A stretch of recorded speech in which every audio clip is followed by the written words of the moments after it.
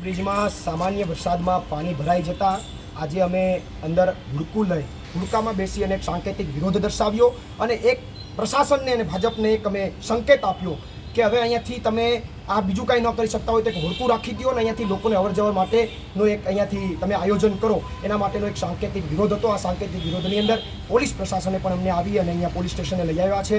અત્યારે હાલ અમારી અટક કરવામાં આવી છે. આગળ જે કંઈ કાયદાકીય પ્રોસેસ કરે, કદાચ કોઈ કેસ લાગે તો અમને કેશોદના જનતા માટે અને કેશોદના લોકો માટે કોઈ વાંધો નથી, પણ મૂળ વાત એ છે કે અમે કેશોદની જનતા માટે અવાજ ઉઠાવવા ગયા હતા.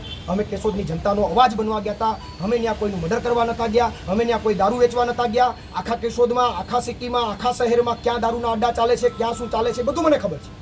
તો જ્યારે કેશોદની જનતા માટે અવાજ ઉઠાવીએ છીએ ત્યારે જો કદાચ અમારી સાથે કોઈ અવ્યવહારિક વર્તન કરવામાં આવે, અમારું બધું તૂટી ગયું છે, ટી શર્ટ બીશર્ટ બધું તોડી નાખ્યું છે, તો કોઈ વાંધો નહીં. જનતા માટે લડવા અમને કાંઈ વાંધો નથી. પણ આવનારા દિવસોની અંદર વ્યવહારિક રીતે પોલીસ એનું કામ કરે નથી, વાંધો નથી, પણ અવ્યવહારિક રીતે કામ થશે તો આવનારા સમયમાં વિસ્તારમાં શું ચાલે છે ગેરકાયદેસર, ક્યાં હપ્તા ઉઘરાવાય છે, બધી અમને ખબર છે. અને આવનારા સમયમાં એમાં પણ ખુલ્લા કરશું, કારણ કે અમે ડરતા નથી, ડરવાની ડિક્શનરીમાં નથી. અમે 2015થી લડતા આવ્યા છે, લડતા રહીશું. અને કેશોદની જનતા માટે હજુ પણ અંડરબ્રિજ છે, જે વચ્ચે ડિવાઈડરનો પ્રશ્ન છે, તમામ પ્રશ્નો માટે પ્રવીણ રામ અને આમ આદમી પાર્ટી લડે.